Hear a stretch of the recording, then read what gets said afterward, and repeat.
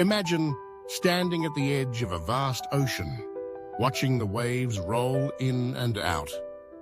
No matter how hard you try, you cannot control the tides, the weather, or the movement of the sea. Yet you can choose how you respond to the scene before you, whether you feel awe, anxiety, or peace. This is, in essence, the dichotomy of control, a central idea from ancient Stoic philosophy that has guided countless individuals through the challenges of life. The dichotomy of control teaches us that while much in life is beyond our command, there are certain things that remain entirely within our power. The Stoics, particularly Epictetus, divided the end of life's events and circumstances into two broad categories: those that we can control and those that we cannot. Understanding this distinction is not just an abstract philosophical exercise. It is a practical tool for achieving tranquility, resilience, and purpose in a chaotic world. Let us first consider what lies outside our control. The weather, the actions of other people, the outcomes of political events, the passage of time, and even our own physical health to a significant extent. These are all subject to forces larger than ourselves. We may influence them in small ways, but ultimately we cannot command them to bend to our will. The Stoics called these externals. When we become preoccupied with externals, we set ourselves up for disappointment, frustration, and anxiety. Imagine a person who is constantly worrying about what others think of them, obsessing over every social interaction, and striving relentlessly for approval. Their peace of mind is held hostage by the unpredictable tides of public opinion.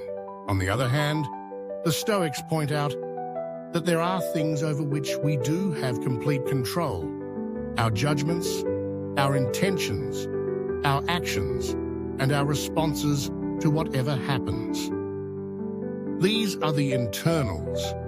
No matter what life throws our way, we retain the power to decide how we interpret events, what values we uphold, and how we conduct ourselves. This is not to say that controlling our inner world is always easy. Far from it. Our minds are often turbulent, buffeted by emotions and impulses. But with practice and self-awareness, we can learn to direct our thoughts and actions, even when circumstances are unfavorable. The dichotomy of control invites us to focus our energy and attention on what truly belongs to us, our own character and choices. By doing so, we liberate ourselves from the tyranny of externals. When we accept that much of life is outside our grasp, we can stop fighting futile battles and start cultivating inner peace. This does not mean resignation or passivity. Rather, it means channeling our efforts where they matter most and letting go of unhealthy attachments to outcomes we cannot guarantee. Consider the example of a job interview. You can prepare thoroughly, research the company, practice your answers, and present yourself as well as possible. These are within your control. But whether you are offered the job depends on factors you cannot command. The preferences of the interviewer, the competition, the company's needs. Rather than obsessing over the outcome, the Stoic approach is to focus on doing your best and accepting whatever result comes, knowing you have managed what you could. This perspective is liberating. It frees us from the anxiety of needing things to go a certain way. When we realize that outcomes are not fully ours to determine, we can approach challenges with a sense of play and curiosity rather than fear and desperation.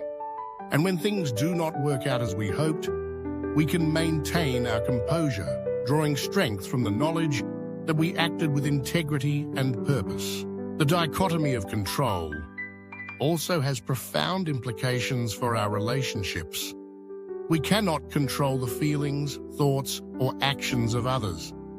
Trying to do so leads to frustration and conflict.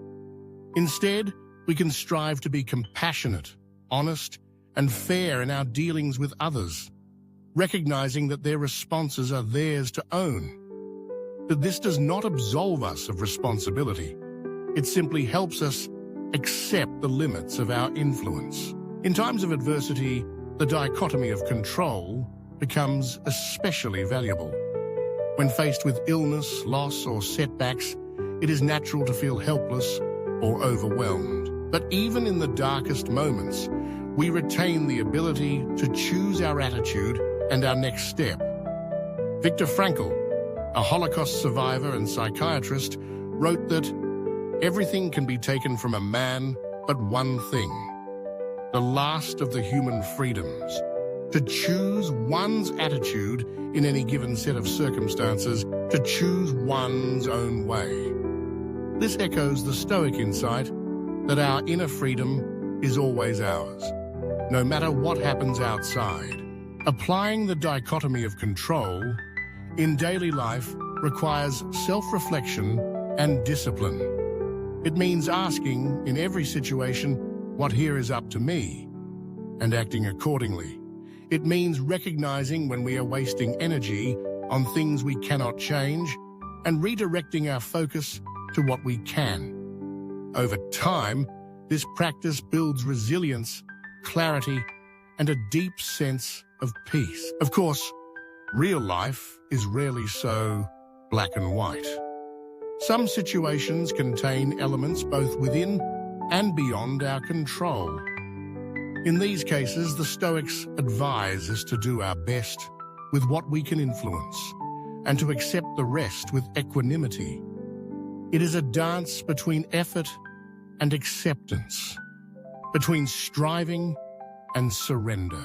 Ultimately, the dichotomy of control is not just a philosophical concept, but a way of living. It is an invitation to take responsibility for our own minds and actions, to let go of what we cannot command, and to find serenity in the midst of uncertainty. By embracing this wisdom, we can meet life's challenges with courage, grace, and a sense of freedom that no external circumstance can take away. So, as you stand at the ocean's edge, watching the waves come and go, remember, you cannot change the tides, but you can decide how you meet them. You hold the power to shape your response, to choose your attitude, and to live with purpose regardless of what the world brings. In this, you find your true strength,